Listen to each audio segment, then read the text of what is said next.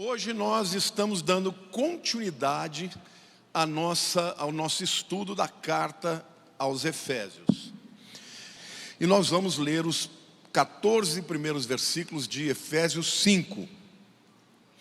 E o tema da mensagem é o andar dos filhos da luz. Sede, pois, imitadores de Deus, como filhos amados, e andai em amor, como também Cristo nos amou, e se entregou a si mesmo por nós como oferta e sacrifício a Deus em aroma suave. Mas a impudícia e toda sorte de impurezas ou cobiça nem sequer se nomeia entre vós, como convém a santos, nem conversação torpe, nem palavras vãs ou chocarrices, coisas essas que são inconvenientes, antes pelo contrário, ações de graças. Sabei, pois isso, nenhum incontinente ou impuro ou avarento que é idólatra tem herança no reino de Cristo e de Deus. Ninguém vos engane com palavras vãs. Por quê? Pois por estas coisas vem a ira de Deus sobre os filhos da desobediência. Portanto, não sejais participantes com eles, pois outrora erais trevas, porém agora sois luz no Senhor. Andai como filhos da luz, porque o fruto da luz consiste em toda bondade, justiça e verdade, provando sempre o que é agradável ao Senhor. E não sejais cúmplices nas obras infrutíferas das trevas, antes, porém, reprovai-as, porque o que eles fazem em oculto é só o referir já é vergonha. Mas todas as coisas, quando reprovadas pela luz se tornam manifestas, porque tudo que se manifesta é luz.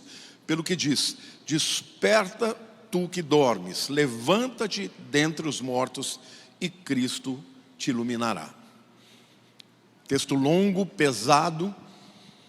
A verdade é que a cidade de Éfeso era, nos tempos antigos, uma cidade tão poderosa, centro cultural, um centro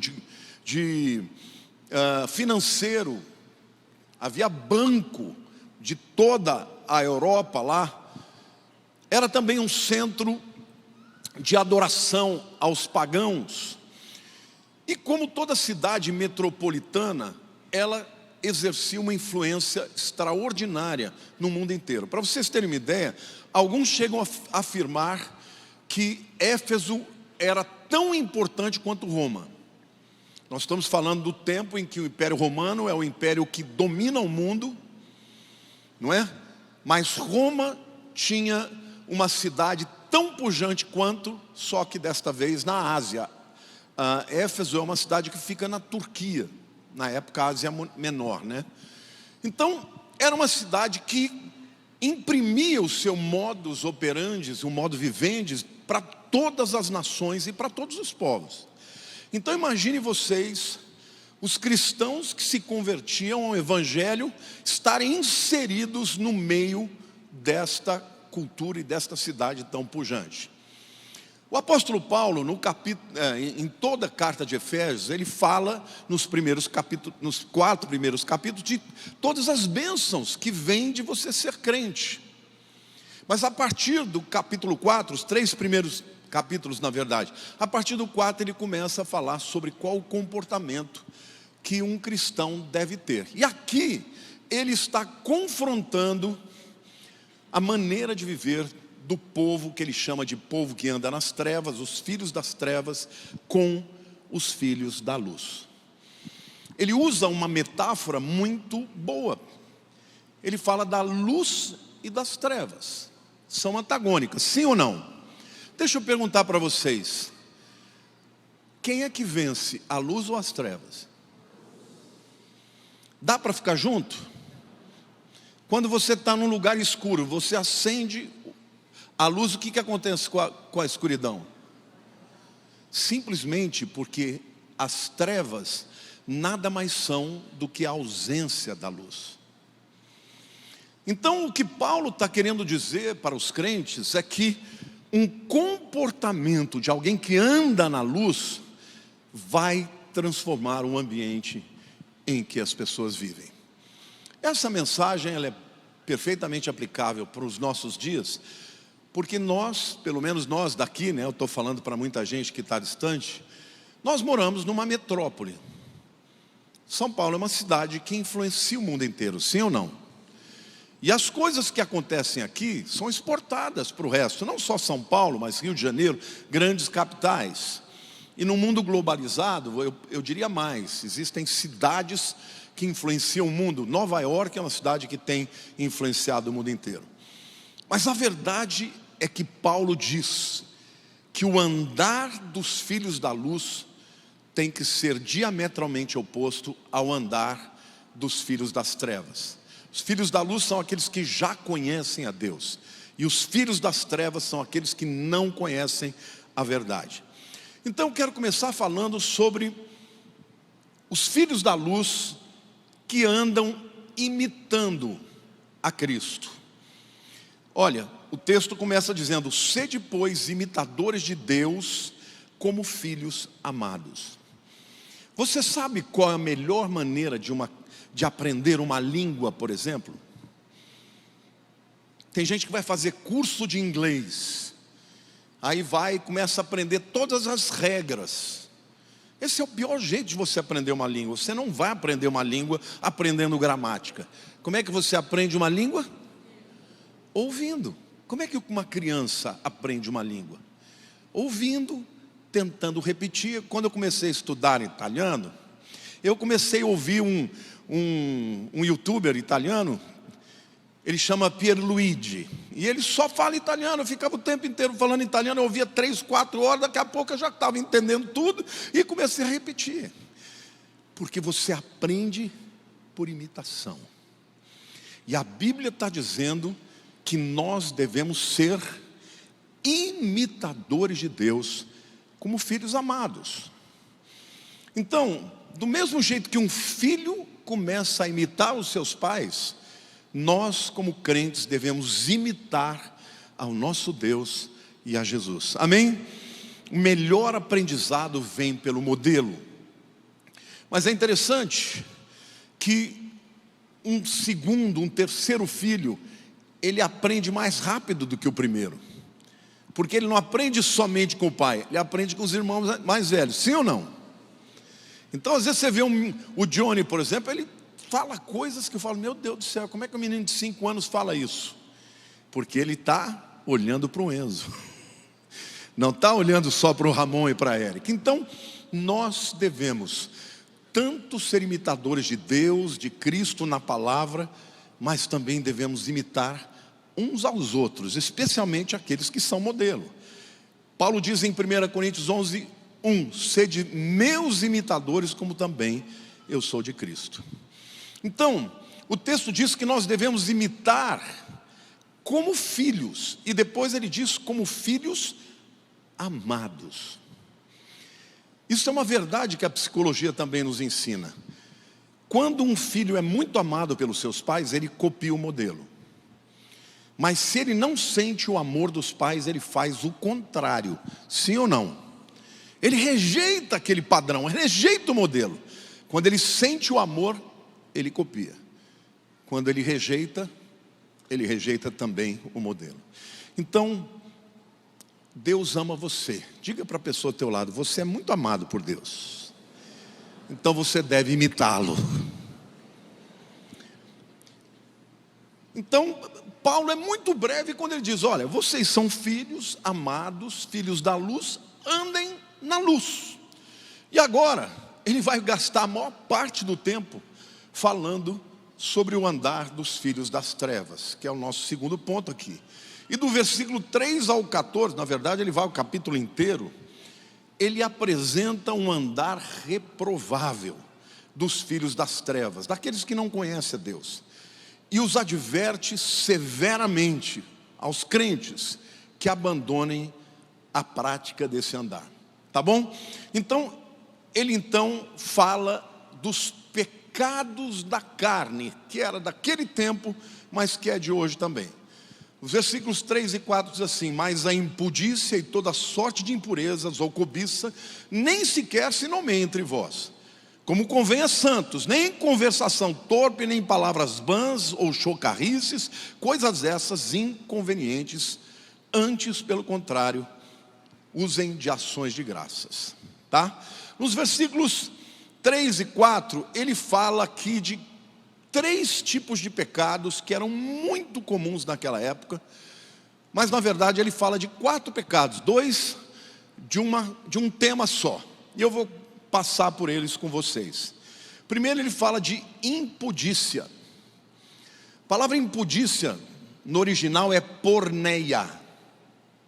Você lembra do que de porneia? Que? Pornografia. Ah, já tinha pornografia? Lógico. Lógico. Então, esta palavra ela traduz adultério, fornicação e de todo tipo de relação sexual ilícita. Acontecia nesse tempo, naquele tempo, acontece nos dias de hoje. Então, os crentes que vieram de um contexto onde a vida sexual totalmente livre era parte da cultura greco-romana. Vocês sabiam disso? Que na cultura greco-romana era muito comum todo tipo de relação sexual livre. Aí o indivíduo se converte para Jesus e ele então continua praticando isso. Paulo diz, isso era para antes, agora não pode ser mais. O segundo pecado que ele denuncia aqui é a impureza. No grego é a acartasia. Eu vou ler para vocês a tradução do dicionário grego. Impureza física, no sentido moral, proveniente de desejos sexuais, luxúria, vida devassa, de motivos impuros. Então vejam, esses 2 pecados são pecados relacionados à imoralidade. Todo mundo concorda que isso é pecado ou não? Sim ou não? Isso não fica difícil. A gente sabe que é pecado. Agora, o terceiro pecado vai mexer com você. O terceiro pecado é chamado de cobiça. Mas para mim essa é uma tradução ruim, porque a gente pensa em cobiça, a gente pensa em quem? Desejar a mulher alheia, sim ou não? Mas essa não é a palavra aqui. Essa palavra aqui, cobiça, no grego é pleonexia, desejo ávido de ter mais, avareza, cobiça. Este é um pecado relacionado a dinheiro. Era um pecado daquela época e é um pecado da nossa época. Infelizmente os púlpitos estão cheios de pregadores querendo ensinar os crentes a desejar enriquecer. Hoje está entrando dentro da igreja um novo evangelho, onde as pessoas querem melhorar para ficarem ricas. A Bíblia chama de avareza. Agora, avareza, a gente quando pensa em avareza, pensa no indivíduo mão de vaca, sim ou não? Ah, esse cara é avarento, ele bota dinheiro no colchão. Não é isso, isso é uma parte da avareza. Na Bíblia, a avareza é um pecado do indivíduo que coloca o dinheiro como o primeiro lugar na sua vida. Deixa eu dizer uma coisa para você, não tem nada demais o indivíduo trabalhar e receber como recompensa do seu trabalho dinheiro. Mas como é que você sabe que o dinheiro não é o teu Deus? Quando Deus te pede, você dá. Tem muita gente que por causa de dinheiro quebra todos os padrões. Tem crente roubando, tem crente sonegando imposto, tem crente fazendo tudo de errado por causa de dinheiro. Mas na igreja, muitas vezes, isso não é denunciado.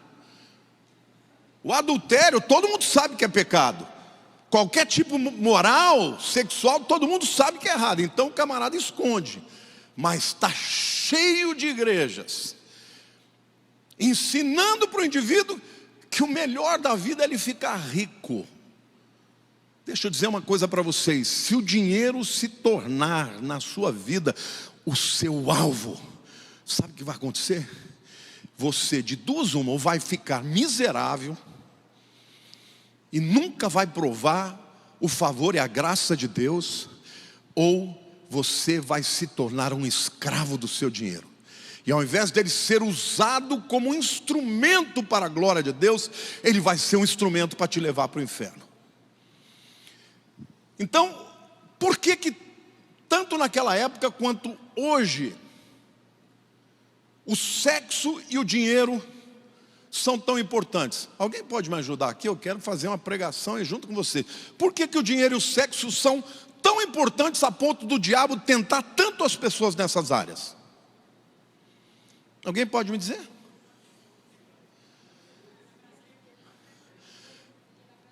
Porque dá prazer. O sexo dá prazer. E o dinheiro também dá prazer? Poder.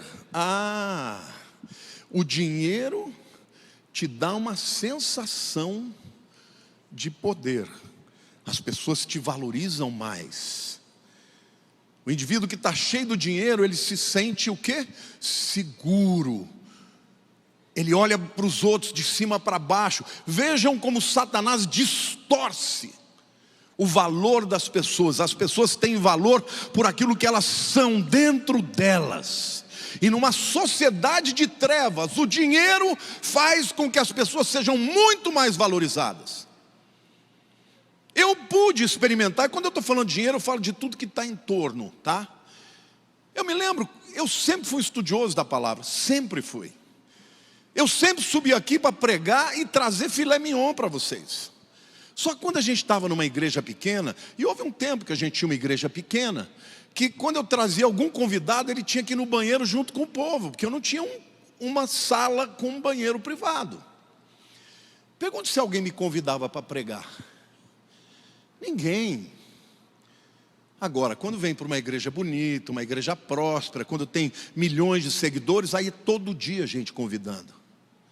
Agora eu pergunto para você, eles estão convidando para ouvir a palavra, ou eles querem estar perto de quem tem acesso? Hoje essa é uma linguagem: acesso, influência, portas abertas. Olha, você pode, você consegue. Avareza e impureza, dois pecados que dominavam o mundo antigo, que são das trevas e que continuam dominando e tentando os crentes, todos nós, ainda hoje. Então tome cuidado. Deus não quer que a igreja seja miserável. Deus quer que a igreja viva na abundância de Deus. Deus é o dono do ouro e da prata, mas você não pode querer ganhar dinheiro a qualquer custo. Se você, para ganhar dinheiro, você vai ter que relativizar a Bíblia, você vai estar vendendo a sua alma para o diabo. Então, os dois pecados que dominavam naquele tempo, a impureza. Agora, por que os pecados sexuais são tão graves? Porque eles ferem a santidade de Deus. Nós fomos criados à imagem e semelhança de Deus. Então nós devemos lutar para ser bons modelos, imitando a Deus e permitindo que pessoas olhem para nós e nos imitem. Essa é a mesma guerra. Era a guerra há 2000 anos atrás. É a guerra dos nossos dias. Mas o terceiro tipo de pecado, no caso aqui o quarto, porque ele usa impudícia e impureza, são ligados à área moral. Cobiça, pleonexia, significa avareza, desejo ávido de ter mais. E o terceiro tipo de pecados, ou o quarto aqui no caso, conversação torpe ou palavras vãs. A palavra torpe é podre, que cheira mal. Está cheio de crente que vive falando palavrão. Cada 3 palavras, a quarta é um palavrão. Sim ou não? Conhece algum assim? Isso também não pode ser um proceder, porque palavras mexem com a essência. Palavras trazem vida ou morte. Quando você fala palavrões, palavras chocarrices, palavras que não deveriam ser nem proferidas, porque elas são pútridas, são podres, elas estão gerando, atraindo demônios para a sua vida. Então nós, como crentes, devemos também lutar contra essas coisas, porque elas não fazem parte da nossa natureza de quem nasceu de novo. Segunda reflexão que eu quero fazer aqui são as razões por que os crentes devem renunciar tais pecados. E aqui Paulo dá 5 razões porque a gente tem que evitar essas coisas e, na verdade, abandoná-las. Primeiro, porque tais pessoas que praticam isso não têm herança no reino dos céus. Efésios 5:5 diz: sabei, pois, isto: nenhum incontinente ou impuro, incontinente é um indivíduo que não se controla, ou impuro ou avarento, que é idólatra, né? Os crentes falam, idolatria é pecado. É muito pecado, mas avareza é pecado e é idolatria, porque você está idolatrando o teu dinheiro. Nenhum desses tem herança no reino de Cristo e de Deus. Incontinente aqui no grego é pornós, está falando de pornografia, está falando do indivíduo que está vivendo uma vida sexual errada. Impuro, mesma coisa. Idólatra, aqueles que adoram ídolos. Nos 10 mandamentos está dizendo, não faça ídolo. Não faça nem de quem está no céu, nem de quem está na terra, nem de quem está debaixo da terra. Mas ele diz que a avareza é idolatria também. Então a primeira razão, quantos aqui querem herdar o reino de Deus? Mas pera lá, pastor, quer dizer que se o indivíduo cai num pecado, ele perdeu a salvação imediatamente? Quantos acham que sim, quantos acham que não? Quantos acham que não? Mas se seu camarada viver a vida inteira desse jeito, vai herdar o reino de Deus? Não. Porque esse não é um pecado que tira a salvação, mas ele te leva até o estado em que a salvação já não te pertence mais. O indivíduo acaba rejeitando naturalmente a vida cristã, abandona. Quem anda no pecado, continua andando no pecado, vai se afastando de Deus gradativamente, até que chega uma hora que ele pode até não negar de boca, mas nega na sua essência verdadeira. Estes indivíduos não herdarão o reino dos céus. Eu tenho pavor disso. Segunda razão, porque todos nós devemos abandonar esses pecados, é porque a ira de Deus vem sobre os filhos da desobediência. Efésios 5:6. Ninguém vos engane com palavras vãs, porque por essas coisas vem a ira de Deus sobre os filhos da desobediência. Olha, palavra vã é palavra vazia, porque hoje em dia tem uma pregação aí, que é a pregação da graça. Não, você pode fazer o que quiser, porque Jesus morreu na cruz pelos seus pecados. E Paulo, Novo Testamento, está dizendo, não se engane com lero-lero, não se engane com essa palavra vazia, porque sobre os filhos da desobediência vem a ira de Deus. Querido, quantos de vocês aqui sabem que Deus é amor? Mas quantos de vocês sabem que Deus também pode ficar irado? Só que Deus é longânimo. Deus não é um Deus impulsivo. A Bíblia diz que Deus é longânimo. Ele não tem prazer na morte do ímpio. Ele dá chance, ele alonga o dia do tratamento. Só que muita gente confunde a longanimidade de Deus com o fato de que ele vai deixar barato. E uma coisa eu quero dizer para vocês, todos nós temos que ter consciência disso. Se você no processo do pecado e do afastamento de Deus não se arrepender, vai chegar uma hora que a conta vai chegar.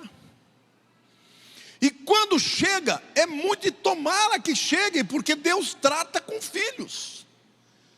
Agora, quando o filho ele desobedece, ele vai arcar com as consequências. Olha para o teu irmão e diz: a palavra está pesada hoje.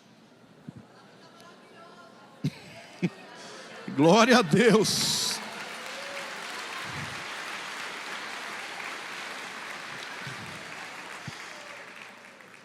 Hoje eu sou vô, né? Eu me lembro, minha sogra acho que está ali, não está? Não sei se ela não está aqui, está me vendo. Quando a Érica era pequenininha, e eu ia dar bronca na Érica, eu ia fazer com a Érica, ela sempre, não. E eu não entendia isso. Agora eu sou vô, quando eu vejo ela tratando com meus netos, eu fico uma dor no coração. Mas graças a Deus pela disciplina. Porque Deus disciplina o filho a quem ama. Então, querido, eu e você precisamos entender que andar como os filhos das trevas andam não é a melhor maneira de encontrar felicidade. A segunda razão por que nós devemos rejeitar esses pecados, porque vem a ira de Deus sobre os filhos da desobediência, como foi Sodoma e Gomorra. E é interessante, tinham dois crentes ali, Abraão e Ló. Abraão era o crente que falava: não importa para onde eu for, Deus vai estar comigo. Ló olhou para as campinas do Jordão e falou: poxa, ali é verde, ali meu gado vai ter comida, vai ter água para beber. E ele foi indo para lá, sem orar, sem pedir conselho para Deus, e foi indo para onde tinha prosperidade. Só que lá era a terra do pecado. Lá ele perdeu tudo, porque quando veio o juízo de Deus para aquele lugar, não sobrou nada. Quando os anjos mandam Ló se apressar e falam: eu preciso pegar minhas coisas, os anjos falam: não, porque enquanto você não sair daqui, eu não posso destruir a cidade. Ele perdeu tudo, irmãos, e foi embora morar nas montanhas. As filhas perderam tudo, perderam os homens, acabaram tendo sexo com ele, enquanto embebedaram o pai, ele ficou bêbado, teve sexo com as filhas, nasceram 2 filhos incestuosos, tudo por uma consequência de fazer a escolha voltada para o dinheiro. Então não ouçam palavras que ensinam vocês a ficar rico fácil. Dinheiro não vem fácil, dinheiro vem como resultado de trabalho honesto e excelente. Aí Deus vai prosperar o seu negócio, mas o dinheiro nunca poderá ser o teu Deus, e nem o objetivo maior da tua vida. Indivíduos que ficam ensinando isso, na verdade estão ganhando dinheiro em cima do fato de você ser incauto. Seja fiel a Deus, coloca Deus em primeiro lugar na sua vida, e todas as demais coisas vos serão acrescentadas. Deus não tem problema com o dinheiro, Deus não tem problema com riqueza. Deus tem problema quando você deseja mais algo que Ele pode te dar do que Ele mesmo. Mais do que a bênção que Deus dá, você tem que desejar o Deus da bênção. Então, o mundo continua sendo dominado por essas duas áreas. O sexo é usado para destruir casamentos, para afastar pessoas de Deus. E o dinheiro, para trazer arrogância, para trazer soberba, para trazer uma segurança em si mesmo, como eu sou poderoso. Nabucodonosor, ele subiu no terraço do seu palácio, e ele olhou para tudo e disse: olha aqui tudo que eu construí. Parece os coachings de hoje aí que fica: ai, como eu fiquei rico, olha aqui o meu avião. Tome, trouxa, compra o curso dele, paga 5 mil reais para nada. Você quer a bênção de Deus? Seja fiel a Deus. seja trabalhador, seja honesto, seja íntegro, seja fiel aos teus clientes, que Deus vai prosperar o teu caminho. Mas nunca faça do seu dinheiro um ídolo, seu Deus. A terceira razão porque nós devemos rejeitar isso é porque nós somos filhos da luz e não das trevas. Repita comigo: eu sou filho da luz e não filho das trevas. Versículo 8 diz assim: pois outrora erais trevas, porém agora sois luz no Senhor. Andais como filho da luz. Quantos aqui são luz do Senhor? A quarta razão porque devemos rejeitar isso, porque como filhos da luz devemos trazer o fruto da luz. Versículo 9 diz: porque o fruto da luz consiste em toda bondade, justiça e verdade. Sabe, queridos,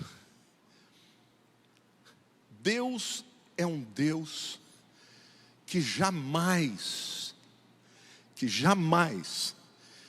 vai ficar devendo nada para você.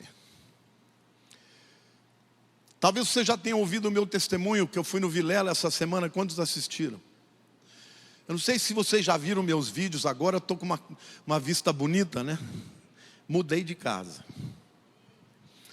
Bom, eu morava numa casa maravilhosa, só que eu queria ficar perto da minha filha e dos meus netinhos. Então, muitos anos atrás, eu comprei um terreno. Construí a casa dela, e aí falei: um dia eu construo a minha. Quando eu lancei meu primeiro curso, o curso Panorama da Bíblia, que é um curso maravilhoso, eu perguntei para o Senhor: Senhor, quanto é que o Senhor quer que eu te dê desse primeiro curso? Deus falou: tudo. 50% você vai dar na igreja, 50% você vai dar, investir na casa da sua filha. Irmãos, não sobrou um centavo. Aliás, eu tive que pagar um imposto do dinheiro que entrou. Mas pensa num camarada feliz. Pensa numa pessoa que eu ficava orando: Senhor, tomara que venda muito, porque eu quero entregar isso para a sua casa.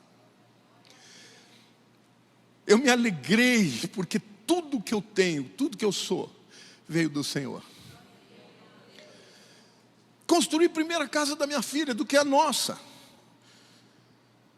E aí, eu falei: um dia eu vou ganhar dinheiro para construir. Mas eu falei: puxa vida, vou ter que trabalhar muito para ganhar e construir ali, né?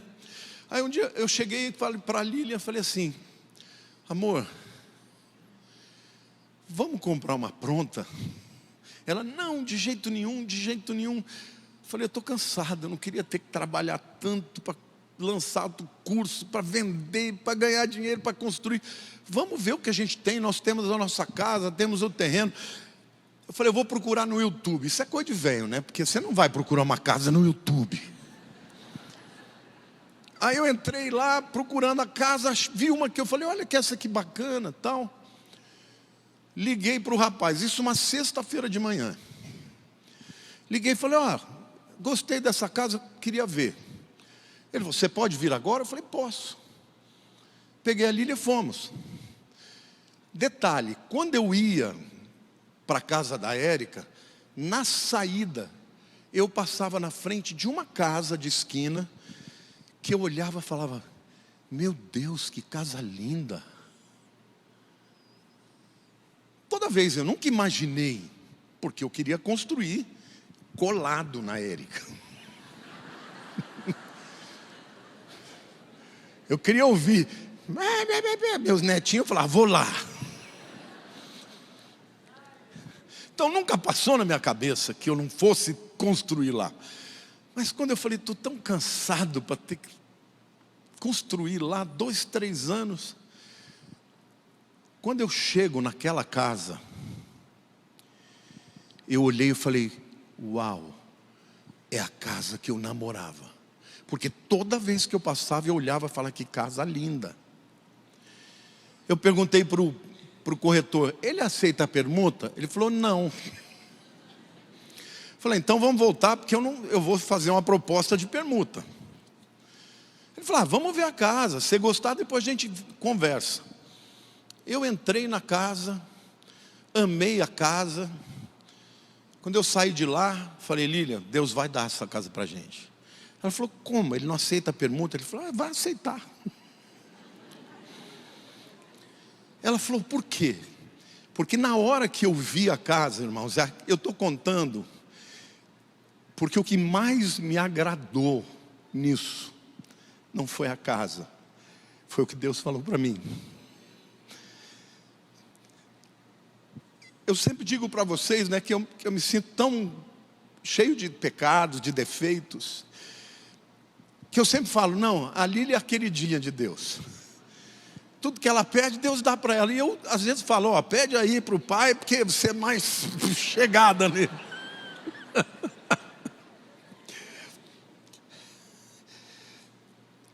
Então, meu primeiro sentimento foi, puxa, Deus sabia que ia me dar essa casa, por isso, Ele colocou no meu coração. O Espírito Santo falou assim, não foi assim. Eu vi que você namorou essa casa, por isso eu te dei. E eu ouvi o Espírito Santo falando comigo, deleita-te do Senhor, e Ele satisfará os desejos do teu coração.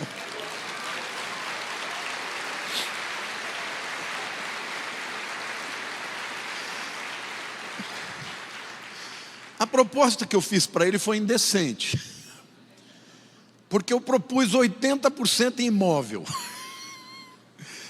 O corretor falou, pastor, 50% já seria alto. Eu falei, eu só vou dar 80%.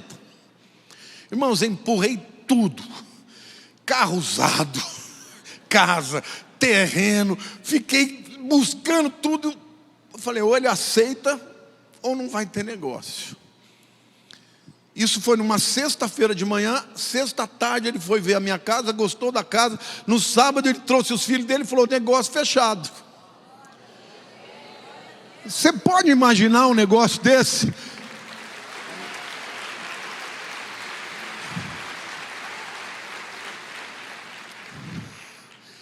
E ontem eu estava ali, passei o dia com a Lília sozinho, nós dois, tendo nosso tempo. Ela falou assim, Deus se agradou da sua primícia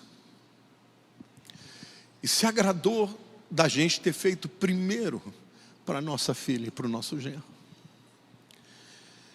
Sabe, gente, no meio do processo houve um momento que eu achei que o negócio não ia dar certo. Eu falei, não, Senhor, se não é, está tudo certo. Só que eu fiquei triste. A Lília perguntou para mim, por que você está triste? Aí eu disse para ela, porque eu achei que Deus tinha se agradado de mim.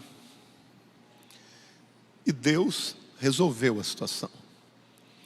Então eu quero dizer uma coisa para vocês, queridos. Nós precisamos entregar a nossa vida para Ele, para viver da maneira como Ele deseja, porque Ele é um Deus de graça e de misericórdia. Então, os filhos da luz precisam trazer o fruto da luz. O versículo 9 diz assim, porque o fruto da luz consiste em toda bondade, justiça e verdade. Mas a quinta razão é porque nós devemos experimentar, provar aquilo que agrada a Cristo. O versículo 10 diz, provando sempre o que é agradável ao Senhor. Deleita-te do Senhor e Ele satisfará os desejos do teu coração. Algumas vezes Ele vai dizer não, porque o que Ele tem para você é muito melhor do que você está pedindo. Mas outras vezes Ele vai dizer, filho, você quer isso? Eu vou te dar. Mas nunca você pode fazer de qualquer bênção a coisa mais importante da tua vida. Nós estamos inseridos numa cultura pagã anti-Deus. E é muito difícil não assimilarmos os comportamentos pecaminosos. Mas como filhos, nós devemos experimentar, examinar, testar, provar, verificar. E aquilo que não vem de Deus, nós temos que rejeitar. Agora eu quero falar para vocês sobre 3 razões para os crentes reprovar tais pecados? Primeiro, porque eles são tão reprováveis que só de mencioná-lo já é pecado. Efésios 5,12 diz: porque o que eles fazem em oculto, só referir é vergonha. Segundo lugar, porque o papel da luz é expor os pecados. Versículo 13 diz: mas todas essas coisas, quando reprovadas pela luz, se tornam manifestas, porque tudo que se manifesta é luz. O que Deus está dizendo aqui é que estes pecados, que são muitas vezes agasalhados, escondidos, eles, primeiro, o Espírito Santo vem e ilumina na sua mente, para que você tenha consciência de que aquilo é pecado. Quantos aqui se sentem mal quando pecam? Então agradeçam a Deus, porque o Espírito Santo habita em você. O mundo comete isso, não está nem aí. O crente não, ele está cometendo, a luz vem e expõe o pecado. Um segundo nível de exposição é que quando o indivíduo não se arrepende, continua pecando, em algum momento Deus traz a luz, e aí vem a vergonha. E é horrível, porque todas as consequências vêm depois. E a terceira manifestação da luz em relação às trevas é que um dia nós vamos estar na presença de Cristo, diante do trono dele, e nada do que está escondido permanecerá assim. O texto diz: todas as coisas, quando reprovadas pela luz, se tornam manifestas, porque tudo se manifesta na luz.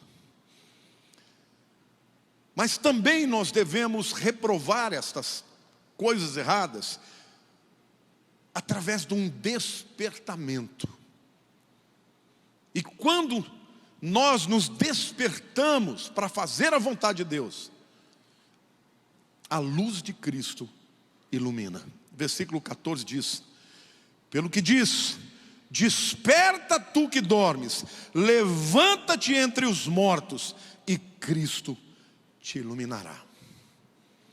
Vocês estão entendendo o que Deus está falando aqui para a gente?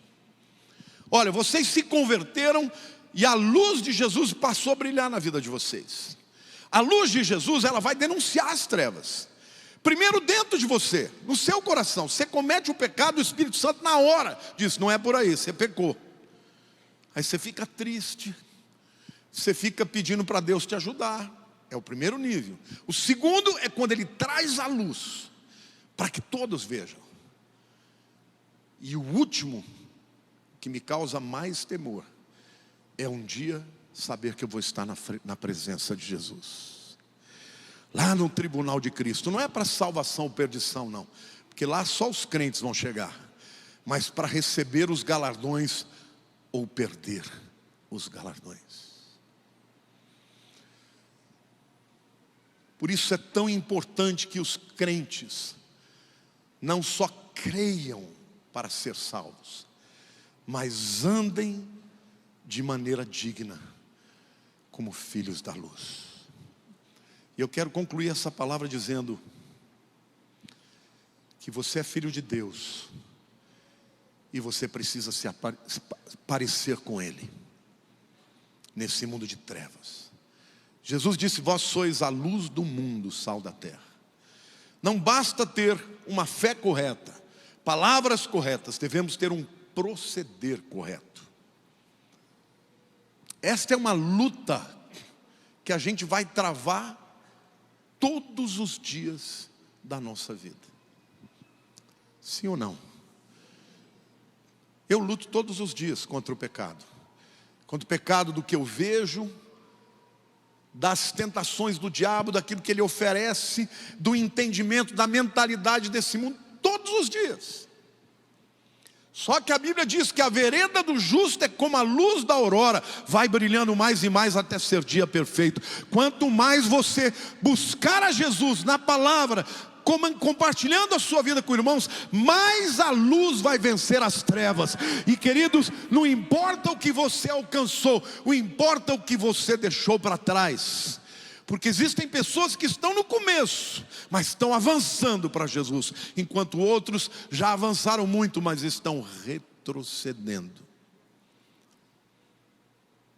Glória a Deus. Quantos aqui são filhos da luz? Então feche os seus olhos.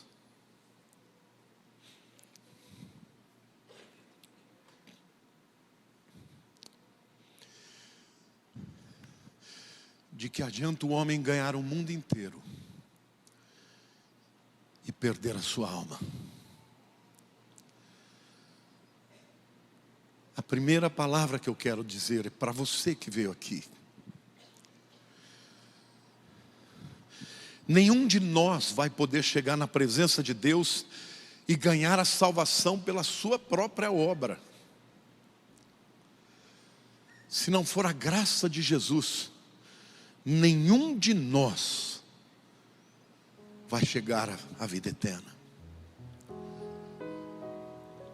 Mas hoje o Senhor quer te dar a oportunidade. Para você que veio aqui e não tem certeza, para você que veio aqui que talvez esteja em cima do muro, mas que hoje quer se render a Jesus e dizer: Senhor, eu quero ser o filho da luz, eu quero andar como filho da luz.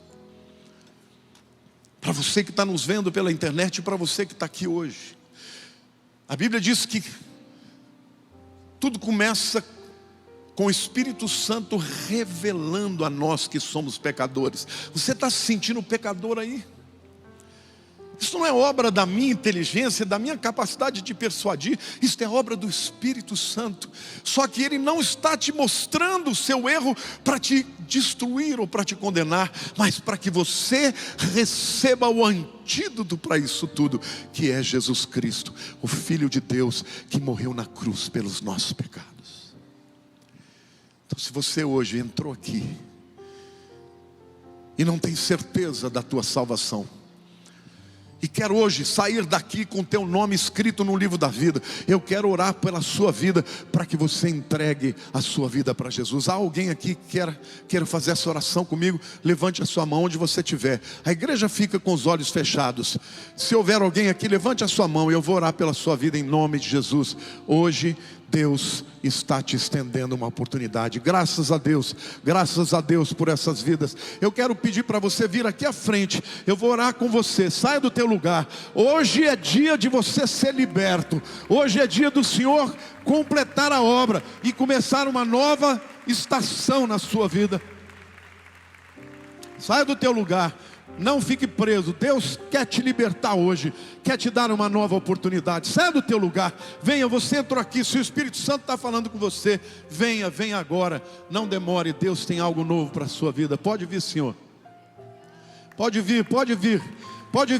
Eu declaro em nome de Jesus que você é livre para receber o Senhor Jesus.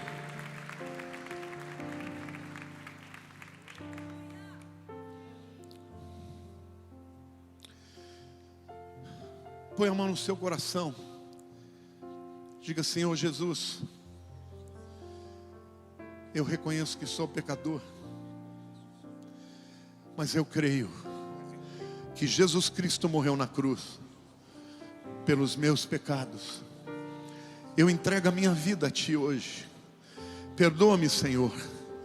Eu quero começar uma nova vida. Eu creio que Jesus morreu por mim, pelos meus pecados. Ajuda-me, Senhor, porque sozinho eu não consigo, mas eu quero te servir. Eu quero andar como filho da luz, porque eu quero estar um dia na tua presença, glorificando, porque o Senhor me libertou. E eu declaro sobre a vida de vocês que o Senhor Jesus escreve o seu nome no livro da vida. Jesus diz: quem crê em mim, ainda que morra, viverá. A Bíblia diz que Deus amou o mundo de tal maneira que entregou o seu Filho unigênito, para que todo aquele que nele crê não pereça, mas tenha vida eterna. Queridos, enquanto nós estivermos nessa vida, nós vamos lutar contra o pecado. Mas quando nós pecamos, a Bíblia diz que nós podemos confessar os nossos pecados, e Ele nos purifica de toda injustiça. Amém? Diga: eu creio em nome de Jesus. Amém. Eu quero pedir que vocês acompanhem os diáconos. Eles vão orar mais uma vez pela vida de vocês. Recebam os nossos queridos irmãos numa salva de palmas.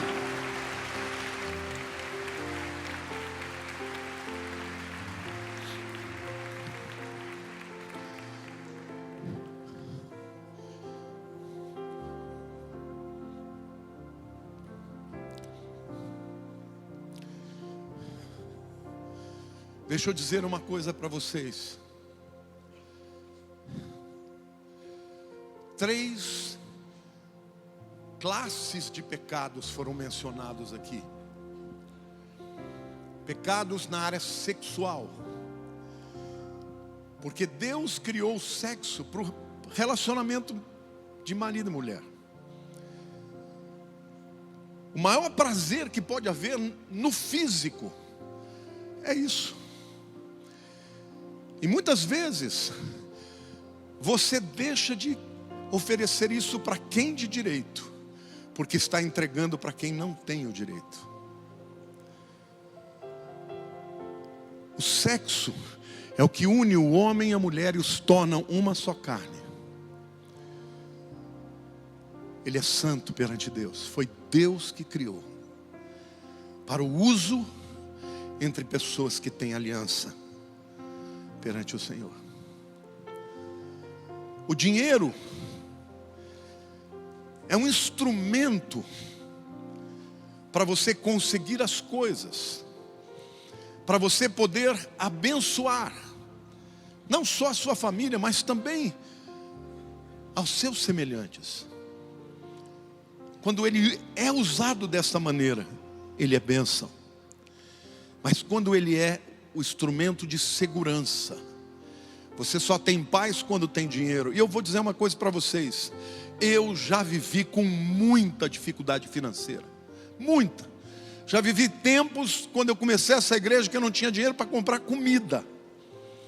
Chegava no meio do mês, já não tinha mais dinheiro para comprar comida.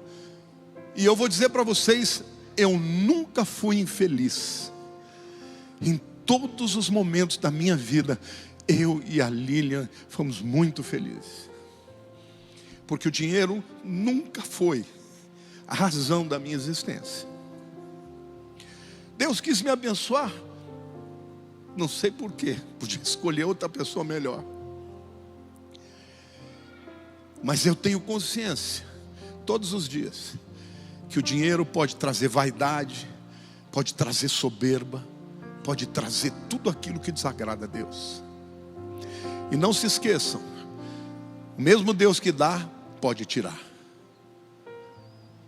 Se o dinheiro na tua vida não for bênção, se tornar uma idolatria na tua vida, Ele tira. Porque você é mais importante para Ele do que aquilo que você tem. E a terceira coisa é a tua boca. Paulo menciona isso porque existe poder de vida e de morte.